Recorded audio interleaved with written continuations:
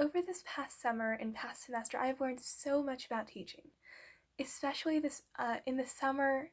What really stuck with me was the choice words and the labels. I never realized how often we actually used labels, even positive ones such as genius.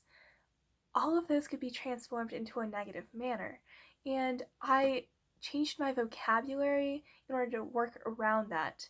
So instead of calling someone a genius, for example, you would say, "Wow, that's really good, you're doing a great job," and you would try to avoid using those labels. Now, this summer, we also just became this amazing community.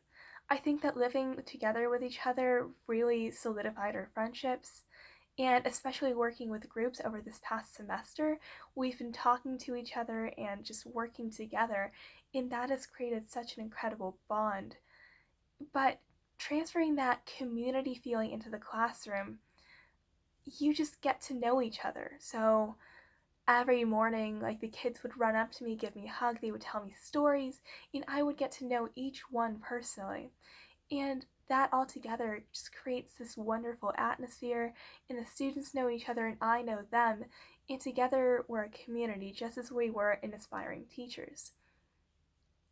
Now, I don't believe that this solidified my interest in learning, especially since I have not learning, but teaching, especially since I have been doing Teacher Cadet for the past year and then this year as well. But I really did enjoy teaching, and I greatly enjoy doing so. I've learned how to work with students so much and so well, and I think that I could really push that into my future life because you work with kids all of the time. Now, my classroom this year I worked in a second grade dual immersion classroom. So for part of the day I teach in Spanish, and for another part of the day I teach in English. I have two classes, so twice the number of names I have to memorize. One we label as pink, and another is blue. And so, for example, blue English, learns math and Spanish one day, and then math and English the other day, and they would switch. So I think that classroom is unique because they're learning two languages at once, and that's like, for example, remember how hard it was to learn a second language in high school. It's near impossible. You take 3 years of Spanish or German, and you come away with almost nothing. But these students are learning Spanish from a very young age, and they will be bilingual by the time that they reach like middle school. Or even now, they are speaking fluently in both languages. Now, especially with my classroom, the picture books in the books that we chose in the classroom have really helped me, especially the diversity ones, because a lot of the books that we read are diversity, um, do focus on diversity.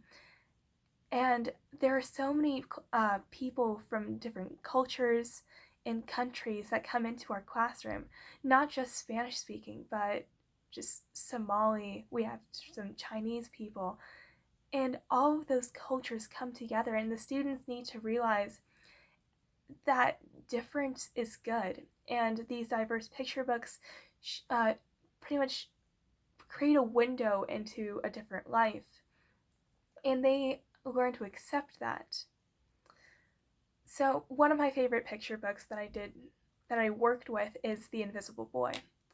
That's about a shy boy who doesn't really know how to fit in.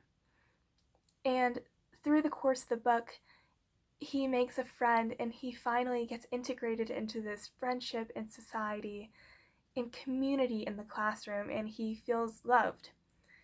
And that is one of the most important parts of my text set that I did on kindness and acceptance, because that is dealing with bullying in our classroom. That's such an important thing that I wanted to point out. But yeah, I really enjoyed working in the classroom, and honestly, this is one of the best summers and semesters of my life. So thank you for that.